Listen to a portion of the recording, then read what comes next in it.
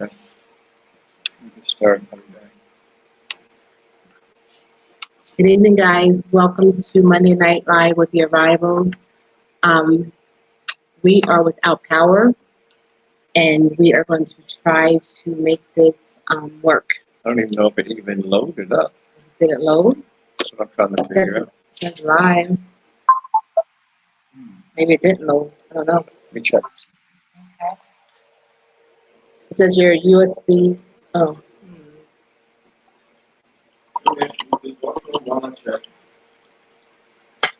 Okay, guys. Is anybody there? I don't know if. What you said? You don't think it loaded? I don't know if it did. I gotta double check. Okay. I don't see anybody in the chat, so I don't know if it uploaded or not. Here in the Gambia, well, not in the whole Gambia, but here in where we are, there is no power. So we have a bunch of we call these things lights on. What are you doing? I'm trying to find it. Go ahead. No, there. I see people here. Oh, There's a bunch of people here. It says yes. So it did work. It did upload. Good evening, family. Sorry about that. The power went off just like maybe 15 minutes ago. So we were trying to make sure we had enough for lamps and everything. Hi, Bill. Hi, Juice and Next Gambia. Catherine McConigal. Hello. Hi, Stacy. Hello. Hi, G Global. Do you want to hit? Oh, Yeah. Okay. We're here. I just got to G Cassie. Global. Hi, Cassie.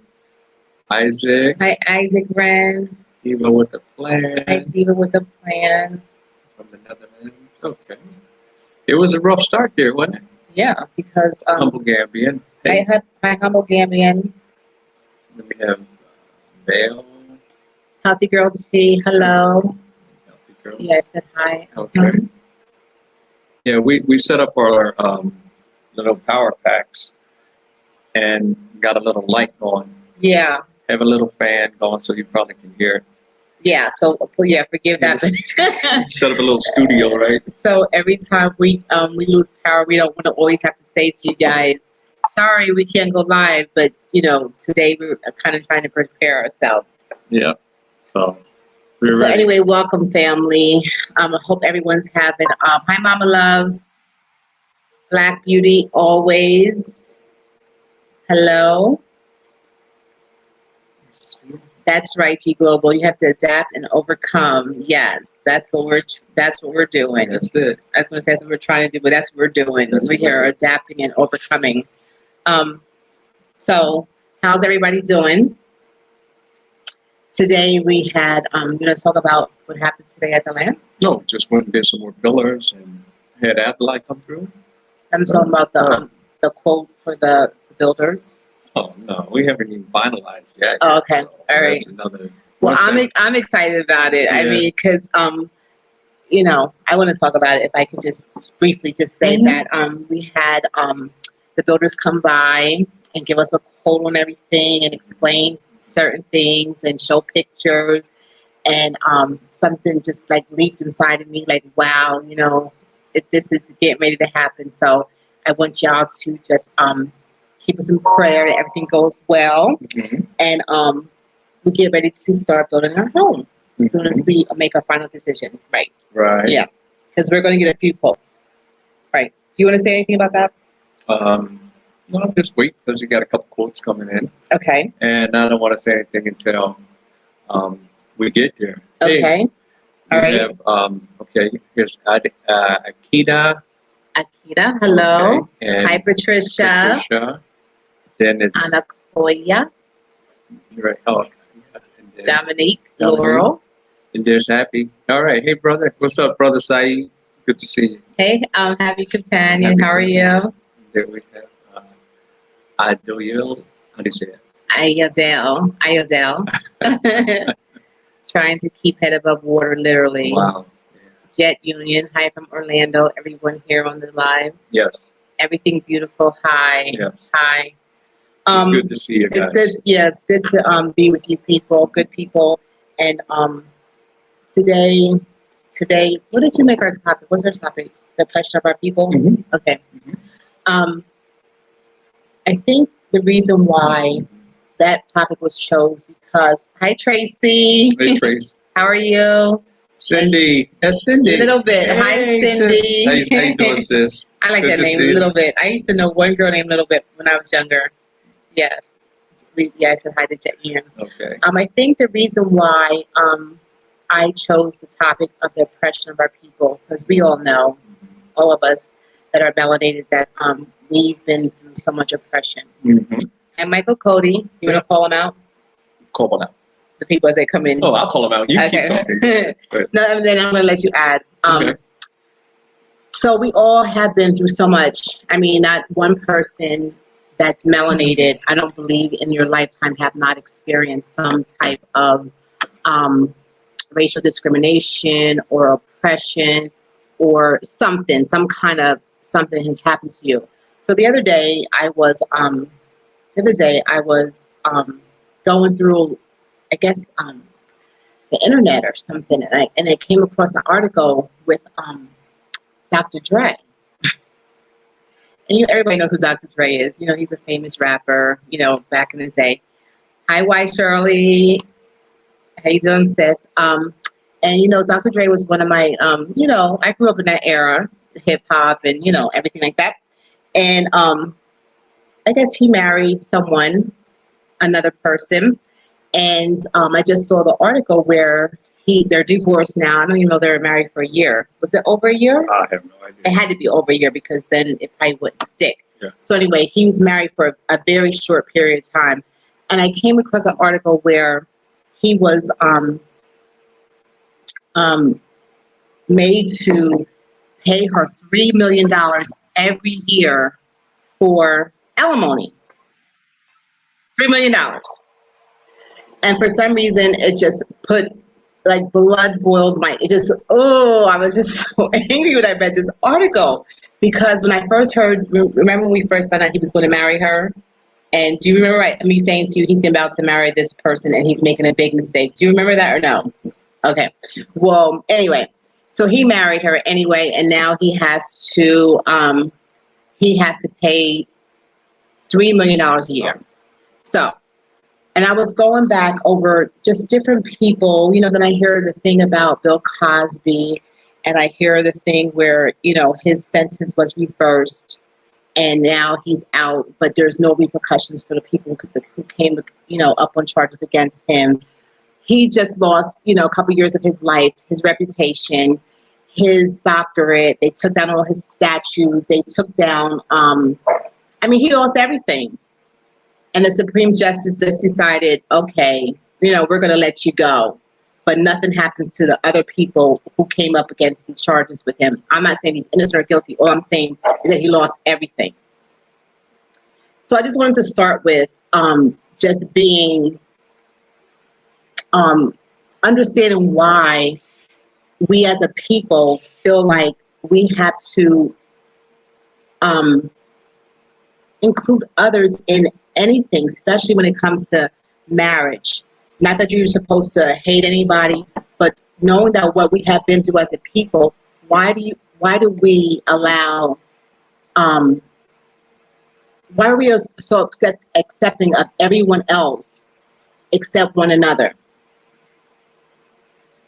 And I'm going to stop right there and see what you have to say. Oh, I don't have anything really, on that. Nothing at all? Mm-mm. Okay. Not as far as, our oppression, I'm thinking about the oppression of our people. Mm-hmm. That's, like I always say, it's systematically done. It was done to make us think that other people are better than us. Right. And so when we connect with other people that we think are better than us, then we think that we're doing something great. We're bettering ourselves. A lot of times that's what happens, That is an upgrade. Yeah, it's an upgrade. And, that's just the way the mindset has been conditioned for our people, and the actual oppression has been there for so long that, a lot of people do almost anything to get out of that oppression. At least they think it's going to make a difference. And it doesn't. It makes, no difference at all. Doesn't it sometimes matters a little bit worse? Well, it can. It can. Yes. It can. It can make things a lot worse, because you start dealing with a lot of stuff. I mean, we don't have time to get into when you have that. Um, Well, Other, go ahead. Go ahead. no, I'm sorry. Go ahead. I was just thinking about something when you were talking. Go ahead. Yes, and so therefore, that's the whole divide and conquer attitude that they've had from day one. If they could divide the continent, and then they can conquer. If they can divide our people, the tribals and all that, then they can conquer. You see, if they can divide us as, even in African Americans, if they can divide us against each other, then they can rule and oppress. And that's what the whole purpose of, how do you say, the intrusion into our family, if you would say, to push that agenda so strongly. And with that being said, they see they're losing the grip on that divide and conquer thing. So they're trying other tactics now, and if you can't do what you used to do, you change up your methods. And that's what I believe a lot of this is, where, they're trying to wipe us out completely. They don't want us to be as one people. They want everybody just to be a big blend. Yes. And that's not the way things were designed. And they want our race to be, what do you call it?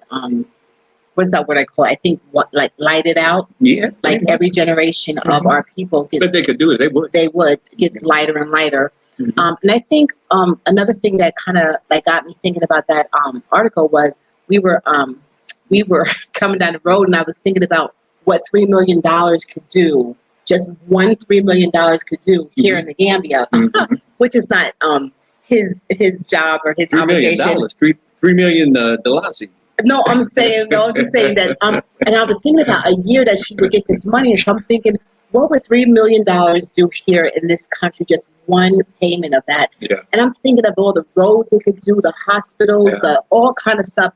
And I'm just like, and it just kind of angered me, because when people of color do have money and they do have an opportunity, and we all are afforded opportunity, but there's some people who their talents and their gifts have made them readily, not readily available, but able to earn a lot of wealth right here, right now. And they have millions. Yeah. Like if they're a ball player, if you're a football player, I'm just saying that they have millions, that they can do so much with that money. And if only 5 of them would invest in the African continent to turn things around here for people that have been oppressed, what a difference it would make, instead of giving it to the other people. Because there are some who are coming around to do that. There are some who's coming around, but I'm saying most of the people who do have the wealth, when they get married, and of course they always end up mostly in divorce, guess where the money goes? Well, I mean, of course, that's the whole plan. Yeah, but I'm saying that's like, why? That was planned from the beginning, so that they can money into a whole system that's already been against us. Why not invest your money into a people and to a place where you can make a difference? Because they've been hoodwinked. So I want to speak. We want to speak to the hoodwinked and to our people, especially to, I guess, our black men, because I think it starts with the black man. Well, I mean, I think it starts with the black man, because the black man is the head of the family. It's not only just one; it's both. You see, because the whole family was dissolved long time ago, and that's how they conquered a lot of our sisters, to the degree of dependency on them, because they took the man out the house pretty much. If you really want to see it, and they started with so many different programs, whereas they had the welfare, they had the SNAP, they have all these different programs that, okay, you don't need the man. You could just go down to the county and get your your assistance, which is needed, of course. I'm not saying it's not, but it's the fact that they started taking the man out of the house. And once they got the man out of the house, where the woman feel like she didn't really need the man, she can do it all by herself, or they put most of them in jail or killed most of us, then, because as a black man, I know I would go out and look for jobs, and and I would do whatever I had to do. And when I got the job, I didn't get the same fair pay that someone else would get, as far as you know. And so it's hard, and you can work all you want to, but it's a struggle. But you just have to be strong in doing what you're doing and continuously do it. Now you can be fortunate, go get an education, college, and start business, and be on that side of it. But for the most part, our brothers are not on that side where they've gotten to the college status. But it's changing. But it's just a matter of tenacity and strength. Well, yes, that's true. I just want to, and G Global was saying, I can't really think of any person of color that achieves any measure of success that is not targeted. That is true. I know they're targeted. I know they are. They have to be. But I remember a story, that my father told me a long time ago, that when he came home from, he fought in World War II, I guess it was. And when he came home from the war, Was he World War II? or the Vietnam War, one of them. It might have been maybe One of them. Korea or Vietnam, one or two. Not Korea. I know it was in Korean because I remember that one. Okay. But anyway, no, I remember that name. So anyway, he was telling, he was one time sharing, telling us how he served in the war and how he came home, and when he came home, how they were looking for jobs, and they were denied jobs because in that time there was still segregation. There was a lot of things going on, and how on the way going to work, they were all excited about going looking for a job, but on the way home, they were depressed because they couldn't find work. So everyone would end up at the bar or a speakeasy, I guess it was, right? Yeah. So everybody ended up at the speakeasy, and then next thing you know, everyone's in there drinking, talking about their day, how they couldn't find a job and they don't know what they're going to do, and how this is how how a lot of our older elders and older black men and uncles and stuff became alcoholics, because when they would try to start their day good, it ended, something throughout the day was bad, so they all came and congregated in this one place where they could drown their sorrows, and they drowned their sorrows, and so then it just kind of like was passed down. So now here comes this is my dad's story. He's telling me this. I'm listening. So now he comes home and he's drinking, and I guess your mom doesn't want the drunk there, and he's babbling on about whatever, and it just creates issues. So I'm saying that I'm feeling like they never had a chance, because here they are, they're fighting a war which they should never be fighting. Now they're here trying to find a job, and they're shut out of a whole system. So what's left for them is pain. Yeah. So now when they come home, instead of coming home happy with some money, they come home and it's tension because they can't provide for the family. They can't, and then it's, you know what I mean? So I just think that the black man had it hard. And the black woman. And the black woman. No, of course we had it hard. You had to support the black man. Yes. and listen, most of them like, look, you got to get out there and get a job, and he's, I'm looking for a job. Yeah, well, you need to make more money. Yeah. I'm trying to make more money. Yeah. And it's always been that frustration. And then, well, you ain't no good. Women ain't no good. I'm trying my best, and you never said that. She never said that. But I'm saying, those are the things that were in homes where, the male will come home, our brothers will come home frustrated because they couldn't find a job, and they see the children hungry, and they did the best they could. And the sister would see it, and she was like, some were supportive and some just said, no, I can't act this. Yeah. And so they systematically had that all in place. But guess what? These things are all coming to an end. The oppression of all that we have gone through is coming to an end. And that's the good news, I would say. That it's all coming to an end. It's coming to an end. Okay. Because, and when I say that, we still have a lot of, traces of the oppression going on. But the more of us that are coming into the understanding of who we are as a people, and that, all that stuff that was told to us was just set in place to keep us oppressed, then we're being able to progress as we come out of the oppression. You understand? We were oppressed. Now we're going to progress as a people. people that can love each other, people that can work with each other. And granted, not everybody's going to get that, get the memo. Yeah, yeah. Everyone's not going to get the memo. Because some people, some like where they're at, Yeah, and that's fine if you're there, but you still have to admit to the fact that there is true an oppressed system out there working against our people, and they're just revamping it all the time. Every time we find out about one thing, they're revamping it, trying to, make it that much more difficult for us to identify, for us to. But it's getting harder and harder because they're running out a lot of options. Yeah. Yeah. So I like what Audrey's saying here. She said they put liquor stores in our communities just like they put crack in the communities in the 80s. Yes, to keep our people, to destroy our people, and to keep everyone in some kind of oppression, right? Like, virtual reality. Yeah, yeah. So that's what I call it. It's a virtual reality. You see, and now they're even amping up their virtual realities because they're putting people in the video games. And that's what they did with the children. Got them in the video games, and they're taking them away from like YouTube. YouTube. It's a lot of YouTube. We're on here. There's Facebook. There's Twitter. There's TikTok. There's all of these different social medias that are bringing out that how do you say, the virtual reality. Whereas in days of old, you would go to a lot of drinkers, you get drunk, blah, blah, blah. But now it's a new drug, and it's a virtual reality where you're not looking at talking to your brothers and sisters.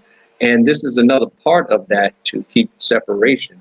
It's good that we have this platform that we can even talk to each other like this across the water, but the tool is a tool when you have it in the hands of one who knows how to use the tool. Yeah. But if you give somebody a screwdriver and tell them there's a left-handed screwdriver, and they say, "Oh, it's a left-handed screwdriver." Have you ever heard of a left-handed screwdriver? No, there's no left-handed screwdriver. In other words, you got to know the tool, the purpose of the tool, and that's what I think that is happening now. We're utilizing this tool to reach each other. We have a voice with each other. We can talk to each other, listen to each other. And unfortunately, they it's a lot of stuff that's being revealed that they don't want revealed. But you can't stop it. Cat's out the bag now. And we're on our way. Well, I like what Phil said. He said that the demoralization agenda to separate the man from the foundation of the family. And that is so true. And, now looking back, I could see how it happened. I could see how they even made movies to even go along with that, have single moms raising their children, making it look glamorous or making it look like, she can do this, and they would make songs where I can bring home the bacon, fry it up in a pan, all this stuff, never let you forget your man. You remember that? Oh, that's a commercial, because I'm a woman. Yes. So they had all these commercials, they had all these things encouraging women to be strong and encouraging women to, you don't really need a man, and you don't really need, no assistance. And I think, and it's so sad because the man is the foundation of the family, and the man is the one that was ordained to cover and to protect and to provide and all those things that he was, created to do. And society has taught us or tried to teach us how to demoralize that man and tell him how not good he is and not have a wonderful job that he's doing. And it's time for us to change that. And I don't know if the system is going to allow, the system, we are still oppressed as a people because the systems are still there. The laws are still there to keep us oppressed. But when you say oppressed, it's over there in the West. No, I'm saying even it's here. It's even in Africa. It's everywhere. Yeah, it really is everywhere. Yeah. And I can only speak to that because I'm in Africa. So I'm saying that it's up to us. But it's not the same. No, it's not the same oppression. It's not the same oppression, but it's still oppression. And it's oppression everywhere. Yes. Yeah. So I'm saying that it is up to us as a people to turn it around for ourselves.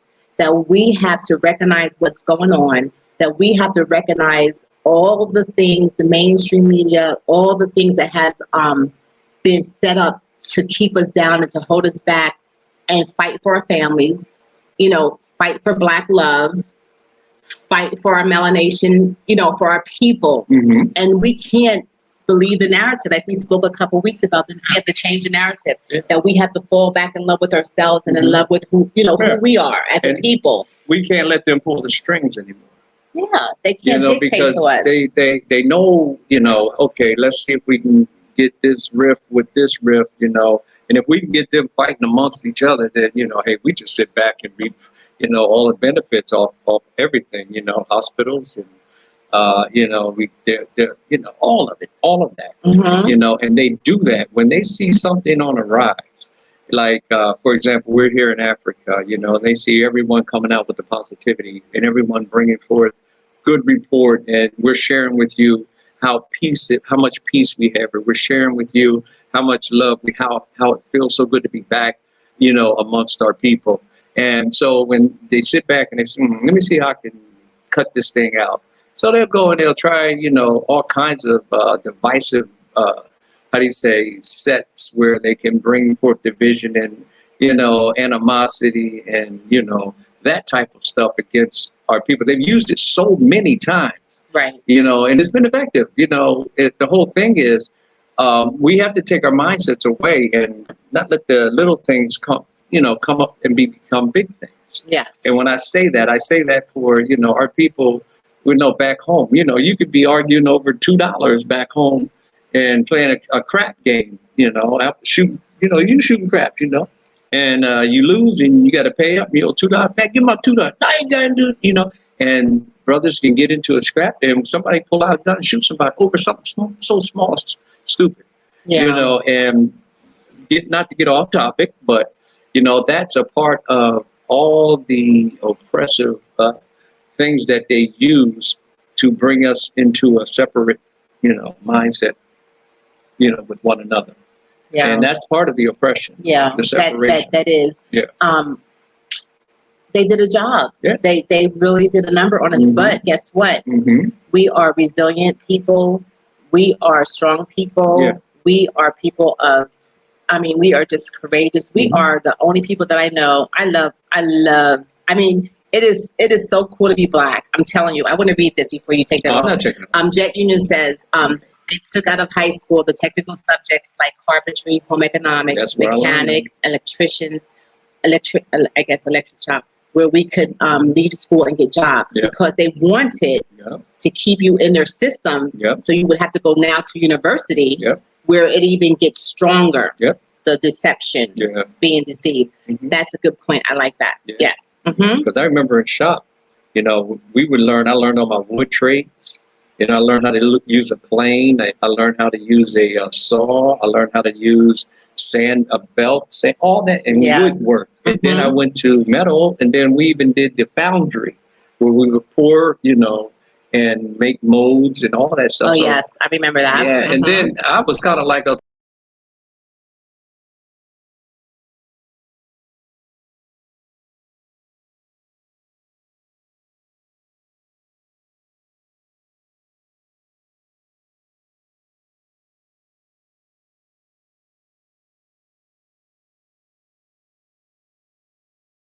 hold on. Okay, sorry, guys.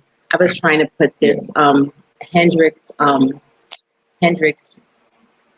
comment there, but it's too late. Let me see it.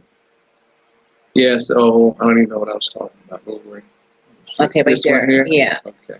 Hendrix is saying that you should not look back, but ahead, as you can't change the past, only the future. Well, see, that may be so, but the past has a roadmap for your future, so that you don't let it happen again.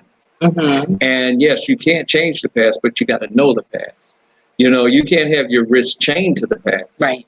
Because you won't be able to get any momentum for the future, right? Because you're chained, you're chained to all that behind you, but you still know it, and that way you don't let it repeat itself. Yes. And that's the biggest thing. When you don't know about it, it can sneak up on you again, and then it can come and do the same thing it did before. So yeah, you're not looking back. You're just making note of the history so it doesn't repeat itself. Where we came from, so we can know where we're going. Absolutely. So so we can know where we're going and how we're going to try to make things a little different. And another thing that I noticed that Oh, I like that. Black Beauty always says we should open our own school, just like there are churches in the Black community. That's true. I mean, we have to plan for our future and what's left of it, and we have to start. You know, and I know there's so many people who are starting, and there's so many people who are doing so many things, but we have to do it where we can join in and make it happen for more people. You know, when the people have the opportunity or the finances, or we have to get behind them and we have to support these things, and we have to self-love. You know, we have to really, really self-love, and I learned that and come together on every occasion. I mean, we don't have to agree on everything, but we have to learn how to come together and move forward as a people, and not against one another, because that's what they want us to do. They want us to fight against one another, and they want us to hate one another, because we were taught, even in our own race, we were taught to hate one another as a people. You know, they had the colorism, where they used to have the black with the paper bag test, or they would only hire certain people. If you were this color or this complexion, you were not allowed into this or not allowed into that. They just got rid of the bag. They kept doing stuff like that. And we as a people even adopted that into our own mindset, into our own realities, and started treating people bad if they were dark skinned, or treating people different if they were light skinned, and calling people midnight. And I remember when I was a kid, there was a guy, and his nickname was Midnight because he was very, very dark. And I'm thinking about that now, like, how dare we call somebody midnight because of the color of their skin? And we have to learn how to love people just for who they are, and just as they are. And who cares the complexion of your skin? And we can't, like Black people too, I'm sure it's with white people as well, how we can just come against people for no particular reason at all. Like, you could just be riding down the street and someone just look at you and just don't like you just because you're smiling, or just because you're happy, or just because you're doing something different than they're doing. And now all of a sudden they got a problem with you for no reason. Like, what? It's crazy. Like, we have to really learn how to support one another just because. And we have to, this is so, I can't even, all this foolishness has to stop. We have to love one another just because we are who we are, and let the foolishness stop, because we've been through all that foolishness. It's time for us to grow as a people, and not only grow, but to mature. It's time for us to grow up, really, and mature, because yes, Kenny, I'm sorry. Go ahead. What is it? No, I was just trying to make some shout outs. I was saying hi to go people. ahead. Yeah, go ahead. No, finish. I'm done. No. It's time to mature. Yes. I'm listening. Go ahead. Now let's just say hi to Blank. Is it Blank? Hey, Blank, how you doing? Then we have Black Acres. Hey, Rick and Cynthia, how you guys doing? Hi, guys. Then we have Sherelle Portman. It says, get along. Hi, how you doing? Then we have Melanated Mr. Mosley. What's up, brother? Hey, how you doing? How you doing? Good to hear from you. Okay. But I didn't want to stop you. I just wanted to give a couple That's shout-outs. okay. You all right? You were right on point. No, I was just saying that Yes. it's time for us to, just to get to learn how to mature. After a certain age, we're supposed to put away those little petty things, right? And grow up and learn how to, handle things better than we used to. It's about learning how to become your own boss in the sense of the business world. When it comes to jobs, like the way that I learned to get past that oppression of not finding a job, I decided to start my own business back home. And when you start your own business, you're able to set the pace for how much you make, how hard you work. What if everyone can't start their own business? Well, you can start your own business. It's not a matter that everyone can, because it doesn't take much to start. It just takes determination and know-how. So if, for example, I'll say this, everyone has something special that they do. They do something really good. And what you do whatever you have, you go find out how to do it better. If you make cupcakes, learn how to make cupcakes, and then, okay, how can I sell these cupcakes? If Be I more sell, creative or something. well, no, just do what you do, because your mind is your soul, your intellect, your emotion. That's what your soul is, your mind, your intellect, your emotion. Right. So you'll prosper as your soul prospers, as your intellect prospers, as your mind prospers on whatever you do best. For example, if you just take and, draw pictures, you love doing that. You wake up, you do that for free. That's your gift. You prosper from that gift. I'm laughing at Patty because she said we are old. She said we have to make a way for our generation coming behind, and that's true. Yeah. Because some of us ain't going to see the fruits of our labor. Like right now, we have Cynthia and Rick making this gigantic thing happen out at Bags, right? They have the whole thing that they got going on for the future of our people. Yeah. So sometimes you're right. We might not live to see.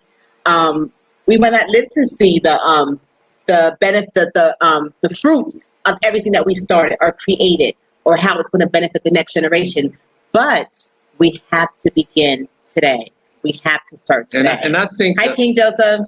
I think that the way that we do that How is share what we know. Share what we know. As they say, we're old, but we are getting old, Patty. But the whole thing about that is what we've learned since we've been on this earth is very beneficial to the young. And the young have to be willing to want to learn and teachable. And I believe they are, but it takes a lot of patience and a lot of, love to teach. And you can't, as soon as somebody says, oh, I don't want to do it, you can't write them off when they don't want to hear what you're saying. You have to be able to teach. And we all know a lot of stuff. Not everybody has the right advice, but we all know you learned something through your years on how to do what you do all this time, and you perfected it.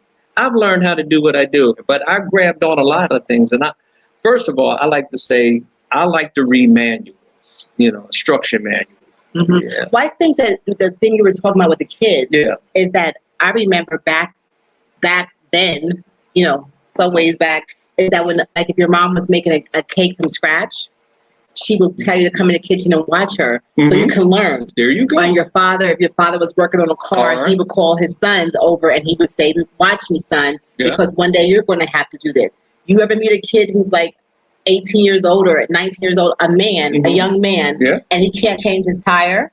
I thought that was a passageway, like a father always taught his son how to change a tire. If you have a flat, and then if you didn't have a father, then you had an uncle, or you had someone in the family. So I think that we lost that. That we lost, come here, let me show you how to do this. Let me show you how to crochet. Let me show you how to knit, or let me show you how to sew. Like, because back in the day, I remember our aunts and our moms all had those talents. We don't have. We do other things now. We don't do those home things. So I think that's how you teach the younger generation is to instruct them. But now we just give them a cell phone or iPad and tell them to go play a game so they can get out of your hair, so you don't have to really be bothered when you should be spending time with them. You know what I mean? I think that's the difference nowadays, that we used to spend quality time with the children. And I think that's something that happens, when you come home, to the Gambia, it's that feel that there are elders that can teach so much. That's why when I'm here, I try to learn from, those who have been here, because they have medicinal purposes for plants and all of that.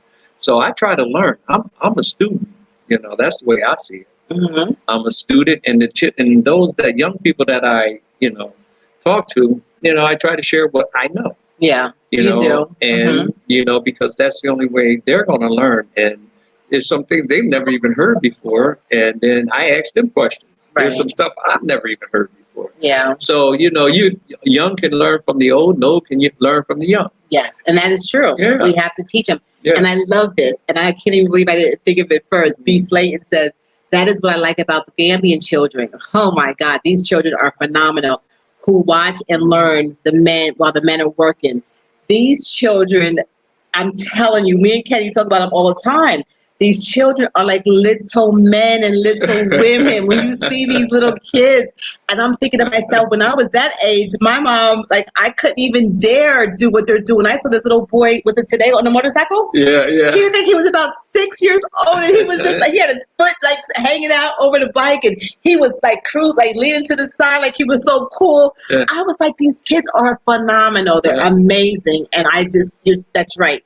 They teach them young over here, and I know it's a matter of survival. I know it's a matter of everyone has to pull their share fare. Yeah. And like the little kids in the morning when we're going out to the land had they had the donkey. Yeah. And the boys be like 8 years old, and they have all these water things behind them on the little thing they're pulling, but they're going to get water for their families so they can wash and do all kind of things like little boys. Hey Daniel, how are you? Doing? Sorry about yesterday, Daniel. We got caught up with some subscribers. But yes, you know, the little kids, they're amazing. Yeah. They are so amazing. They really, really are amazing. So that's the best that's the best way to go, I think, for us to really get back on track with a lot of the values that we've lost. We need to be able to have patience. Yes. And be willing to share what we know with our younger generation. You know, wait. Oh, sorry. Yeah. Hold on. You're about to close this out. I'm sorry. It's okay. But yeah, that's why when, you know, like I said, what we know with the kids, you share that with them.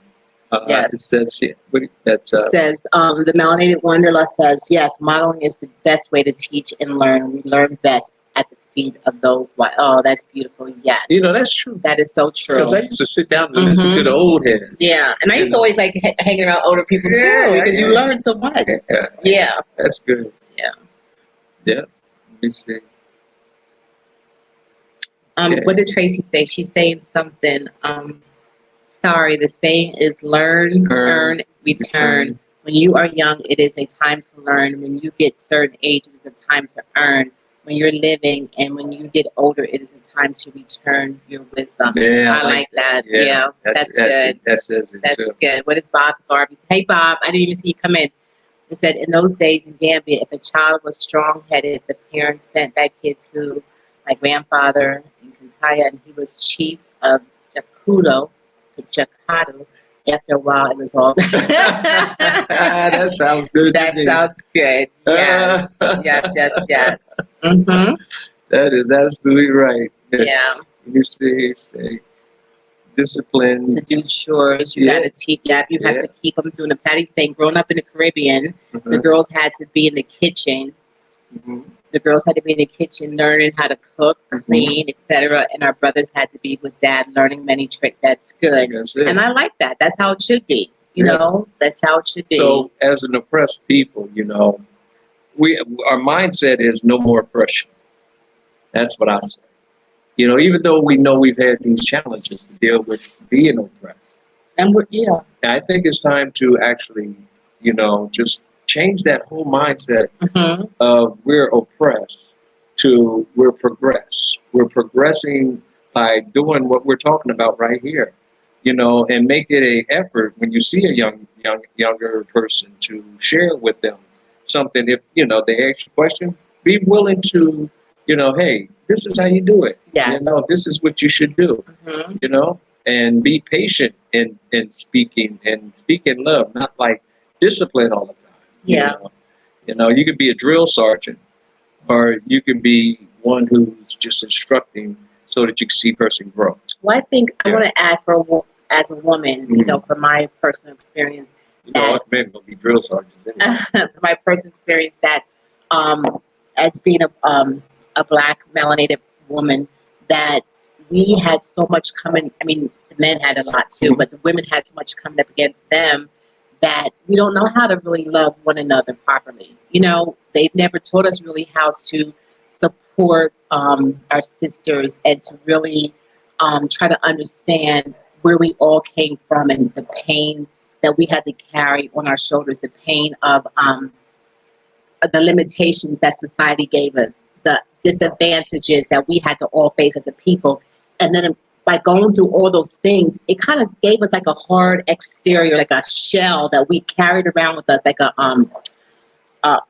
suit of armor that now we're protecting ourselves from the outside world, when it really never came from our people, but it came from society. So when it came to us meeting and greeting and being with our people, we didn't really know how to open that armor and welcome our sisters or embrace our sisters and say, hey, sis, we've all been going through this. Let's be easy on one another. Let me just like give you a hug. Let me just help you, instead of, looking at each other like, like, get out of here. I don't want to have nothing to do with you. We have to really learn how to just unlayer some of these things and learn how to start to embrace one another. That's here. See this right here? Embrace one another with it's not always love, but maybe understanding and consideration, and understanding and consideration. Love is good. I'm just saying, but you just you don't start there. You start and you build, right? That's my personal opinion for women of color, women. We've been through so much, and I just want to say to my melanated sisters out there that I'm sending you a virtual hug, telling you that you go, girl, you go, lady, you do your thing, you're beautiful, you're wise, you're talented, you're gifted, and be the best you. Walk your walk, do your thing, and succeed right where you are. Plant your own garden. Don't wait for nobody to come and plant it for you. Plant your own flowers, smell them, water them, and be the best you. To my sisters, from my heart to your ears. I love y'all. So there you go. And I'm going to read this right here. It says, Black Beauty always. It says, a lot of young people today don't want to listen. And that's true. That's true. It's the respect level has gone out the window. I think it's because the internet. It's because of social media. I mean, you think? There's a lot of reasons why. Yeah. And that's one of them. Because one thing, you take away that the social aspect of being able to communicate face to face. Right. And you can hide behind this thing and say whatever you want to say. Yeah. And nobody knows who you are. And, that's become the norm. So, when you get in someone's face, then you have to be held accountable. You're not going to just go on somebody's face and say anything like you would, on here, like back in the day. Yeah. I would knock you out. And then when you see it, they're like... We didn't have Facebook when I was growing up. And you get in my face and I'm in your face, we're going to deal with it. And the whole thing is you're going to come to a reality of understanding that you just can't talk to people. You're going to learn to respect people, or, it's going to be some consequences for that. But today, the consequences have been minimized because of social media. And they know that. So the kids now, children nowadays, they think they see one thing, and our children have been infiltrated with a lot of false teachings to the degree of morality, where we don't even, the things that they show them and teach them. I know. We never saw those things because I think when we grew up, we didn't have videos to watch. We had like My Three Sons, and what are other shows they have? Hey, look, I like this right little innocent shows. He says every generation says the same, and that is so true. That is so true, because our parents say y'all getting out, Yeah, that's true, Theo. Yes. But there are those out there who are listening, and I think for the most part, the majority of the young people. Thank you, Patricia. She gave me a hug. Oh, thank you. Thank you. Where's the hug? Where's that? I felt it. Oh, you felt it? Yeah. Oh. Yes. Okay. Yeah. So, that's not across the board for our young people. Yeah. I think they're tired. The kids are tired? The young people are tired of the way things have been, now that they're seeing the truth, they're tired of being in that oppressed state. Yeah. And they're tired of taking the whatever you want to call it, the garbage that has been handed down, and they know that they're kings. They know that they're, queens. They know that, they are not, ugly. They're not, that they're beautiful. They're learning this more and more. And look what she said. Yes. And it's true. The scripture does say that in the last days, right? Mm-hmm. That the child will rise up against the parent not want to be obedient. And that's true. Yes, beautifully created. Yes. Mm-hmm. Yes. Hi, Nikki and Beads. Yeah. Well, I think that even though the kids may not want to learn and the kids may not want to, you have to make them. You have to discipline them, you know, Yes. right? Yeah. Hi, Cherno. Hey, Journal. I think that you have to, you know, you have to discipline them. You have to.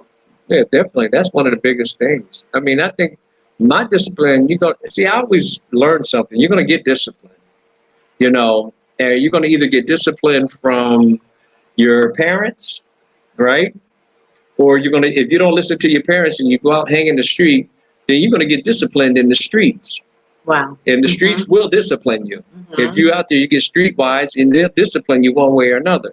They're disciplined. And if you don't listen to the streets and you think you're real strong-headed and you want to go do something stupid, you go to jail, you're going to be disciplined in jail. They're going to discipline you somehow, some way. And then others may say, well, I don't, you know, want to be home, so I'm getting out of the house and go join the military. And the military will discipline you, you know. And instead of listening to the Most High's discipline, you know, which is first and foremost, that's what you should take into consideration, his discipline on how to walk, you know, with disciplinary ways. And if you don't take that, you know, you ain't gonna listen to your parents, you ain't gonna listen to you're gonna end up listening to the streets, you're gonna end up listening to the jail, or you're gonna end up listening to somebody else, but you're gonna get disciplined. Yeah. One way or another. So why not take it from someone who cares about you? Yeah. Someone who wants to see you better yourself. That's the way I would always look at it, you know, when it comes to discipline. And then you discipline yourself. Yeah. Yeah, go ahead. I'm sorry. No, that's good. That's good. Mhm. I like this. Kids function on structure. They do. And they're better when they have a set bedtime and when you have their homework time set. And someone else said, I like right this here, right the here. melanated one. Yeah, she said, Yeah. the young people want guidance, but often do not know how to express it without being perceived weak or vulnerable. That's Yes, right. that is so true. That structure is good for all of us, actually, but especially for little kids. Yes. Yeah. There you go. That's where it always starts. in Hi, the Global mind. Green Book. Yes. Yeah. So, but anyway, yeah, that's it. You know, where I see our power's still out, so I'm just keeping an eye on the battery on the laptop. You I got don't time wanna- right now. I don't know what it's doing though. Yeah, just keep jumping in and out. This thing's acting crazy. But anyway, Yeah. I think it's time for us, high time to, you know, as a people who have been oppressed, which caused depression, you know, it had a lot of effects on us. I think it's time for us to really wake up and start changing the narrative. once Yes, again, it is. Not to get off into that again. That's about that. Somebody said there that they had a lot of structure in their home. Silent Trick said, and it worked. It does work. I mean, it does work. It does work. But I think that a lot of times that we busy ourselves with so many things, and we don't make time for the thing that's most important, and that's our family. Like, you know, we'll have jobs and we'll work overtime, and the kids are home by themselves, or that you got a babysitter watching your kids, or the kids are watching TV as a babysitter, and then you lose that discipline that only a parent can give, because we think that working and making money is more important than raising our family Well, you know, and our children and doing the family thing. Like, you know, there was a thing Yeah. where they said that it would make a difference if everyone that was home sat down at the table to eat at the table. Yeah, Like, it's not that. but everyone sits on a couch and everyone's watching TV. And if they would turn the TV off and just sit and, like, how was your day? And how, like, you know, did anything happen today that I need to know about? Like, we lost that, Grip is fine, by the way. you know? Yeah. That we lost that. And I think that structure is important. I think that we got away from it a long, long time ago. So Let me put this on because they keep putting this on here. Let me see. Am I the only one who asked about Grip? No, Grip's fine. He's doing wonderful. Thank you. All right. Let me get that okay, on. Global Green Book said, I was a single parent with 3, and I had to have structure. I would have lost my. There you go. It works. That's why I said it not only works for the kids, but it also works for you as well, because I'm sure it gave you some peace when you know at 8:30 your kids are going to bed, and then you have like an hour or an hour and a half before bedtime for yourself to unwind and get yourself together, it makes a big difference because we all need that. We all need structure. Yes. You know, we really, really do. You know? What does this one say? If my son does wrong, I just give him the eye and he knows what time of the day it is. I don't play. I tell my daughter, even though she is married, she is still a child to me, and I don't. There you go. Yep. I like moms like that too, because some kids will embarrass you. As soon as you get out in public, they'll get into the grocery store. I remember seeing kids in the grocery store on the ground kicking and screaming because they can't get a cookie or they can't get a bag of chips. And I'm like, oh my God, no, this kid is not doing this in the store. But yeah, some of these kids are just out of, What was the topic again? does my prayers reach the car at Terry? Does my prayers reach the car? I don't know what that What does that mean, Bob? Your prayers reach where you want them to reach. Where's what car? I don't understand your question. Oh, I like that one. Children have been given too many rights. It says children have been given too many rights and responsibility, and parents treating children like friend and not putting in consistent boundaries. Oh, that's another one. That's a whole other topic. When you're friends with your child instead of being a parent, you know, I saw disasters come from those relationships. Total disaster. That's a good one. And you, even though your child should be able to talk to you, they shouldn't be your friend. I don't think so. They should be your friend. To reel it back into what was the topic again? I'm going to put it back up. The children. I mean, the topic is the oppression of our people. Okay. The oppression of our people. Okay. Mm-hmm. Oh, I like that saying too. It is easier to build strong children than to repair broken child. That's true. I think it goes like, it is easier to build strong children than to repair a broken man or something like that, right? Yeah, because it's easier to deal with the child while they're young. Yeah. Yep.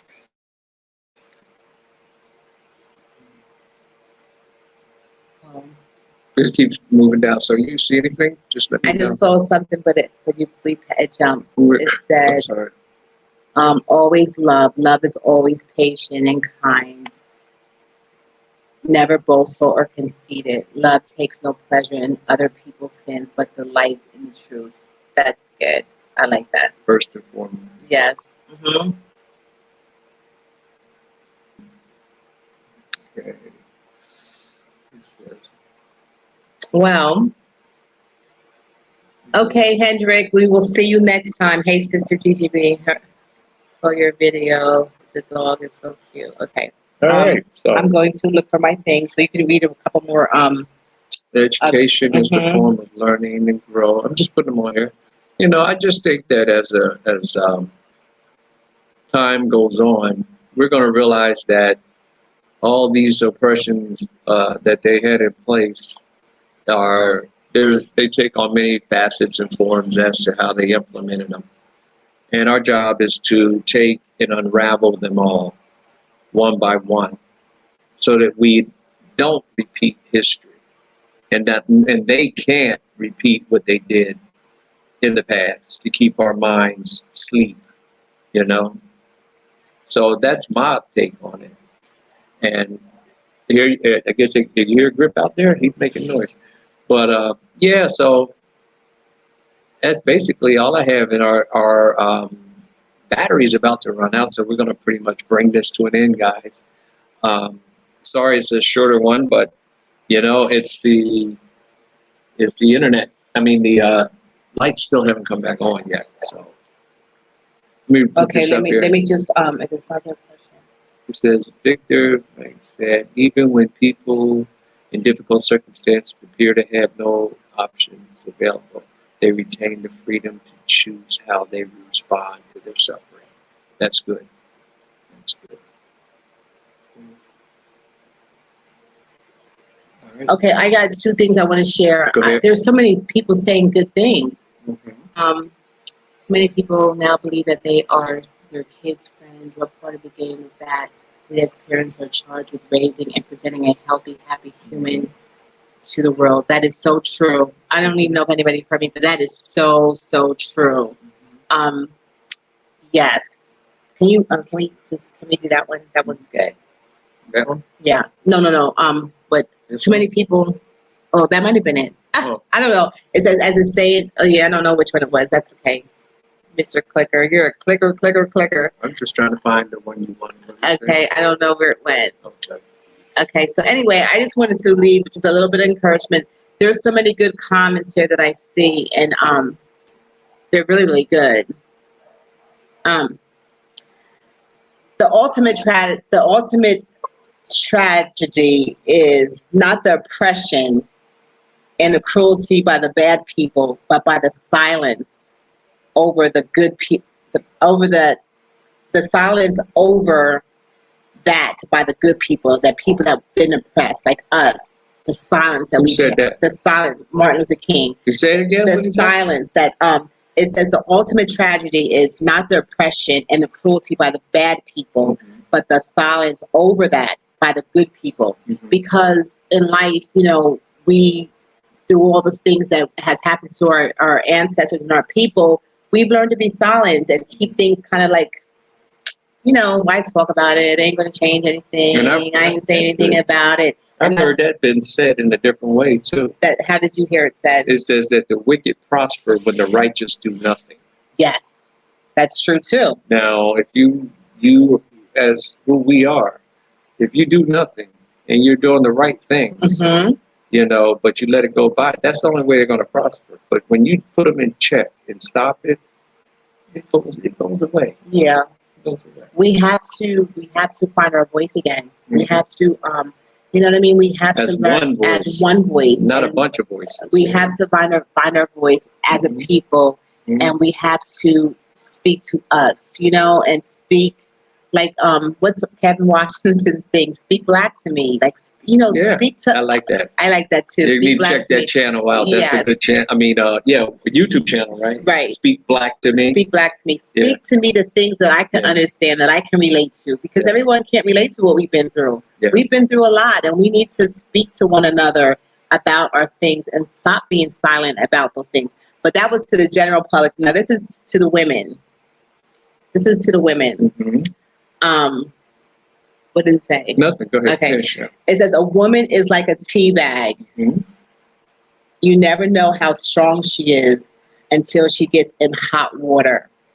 I like that, because when adversity comes and then you respond the way you respond in adversity, and you don't even know half the things that are inside of you when things come, or it just, it could be so many things, women are phenomenal, and so are men. Yeah, but I want to shout out to my brothers. Hey, stay strong, stay vigilant. Keep your head on a swivel, because there's a lot going on, and we are strong. I'm telling you, we're stronger than a lot of us give each other credit for. Because my brothers, I'm telling you, time is coming where we're going to have to stand shoulder to shoulder again. And how do you say, be that force for those who are looking for us to be that force, our women, children, family. And when I say that in, all sincerity, because, that evil eye that we would look at one another, it needs to dissipate. We need to look at one another more so as brothers, and walking together as brothers, under the hand of the Most High. And that's when we become the force to be reckoned with. Yeah. So I'll leave you with that as far as with the brothers. The brothers. Stay strong. That's good. Yeah, stay strong, brothers. I'm just. And you spoke to the sisters. I spoke to the brothers. She said that Melanated Mr. Mosley talked about folks keeping silence in his chat today. Wow. Oh, okay. Great minds think alike, right? Right. Yes. Okay. All right. Well, so guys, we thank you all for tuning in. We appreciate you. Yes. And thank you for your support. Yeah, and let's let's do our due diligence, and let's support one another. Let's support can be so many things. It could be a kind word, a prayer, a call, a phone call, a hug. It could be so many things, and we can support one another. And let's be about our people. Okay. All Love right. you. Good night. All right. Peace.